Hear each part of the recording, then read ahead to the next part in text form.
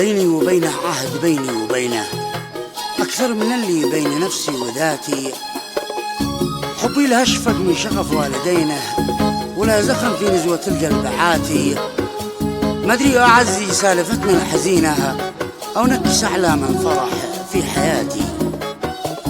غزلية بعنوان سالفتنا الحزينة، كلمات شاعر الكبير مجاهد عبد القوي السوادي. هذا شعر أبو شبح خبيش.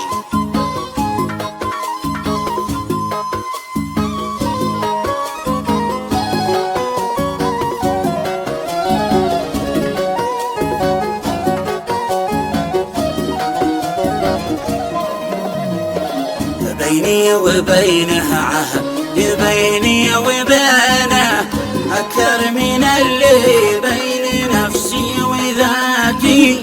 حبي له شفاق من يغض والدينا، وله زخم في نزوة القلب عاتي. وينه وش اللي صار يا ناس وينه، وينه يلملمني ويجمع شتاتي.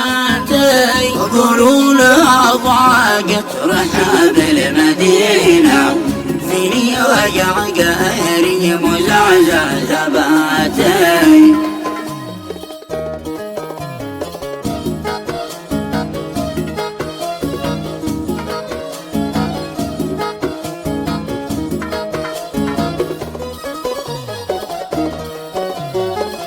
قولوا لها ضاقت رحاب المدينة، فيني وقع قهري مزعزع ثباتي. هذا عطش حلمي ذي دمعتنا، ضميضم الغصن الهزيل النباتي. ضمنتها في شرع ربي ودينه، على الثقة سميت حتى بناتي.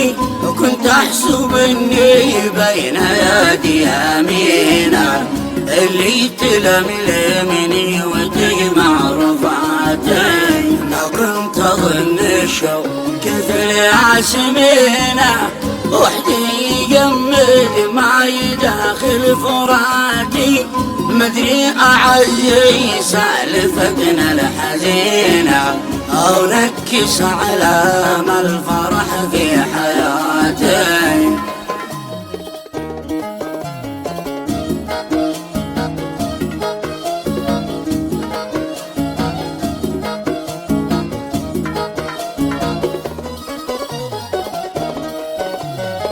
مدري أعزي سالفتنا الحزينة أو نكس علام الفرح في حياتي.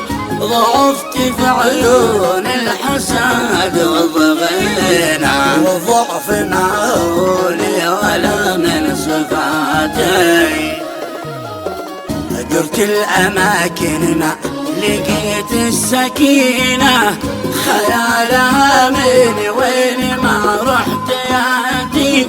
خيالها ما راح عيني بعينه، في مرقدي في خلوتي في صلاتي. خلت معي ذكرى هوانا الدفينة، أقرأ وأناظر كني أقرأ وصاتي. ذكرى موثقها العود المتينة، مكتوب في ظرف المجلد ذناتي.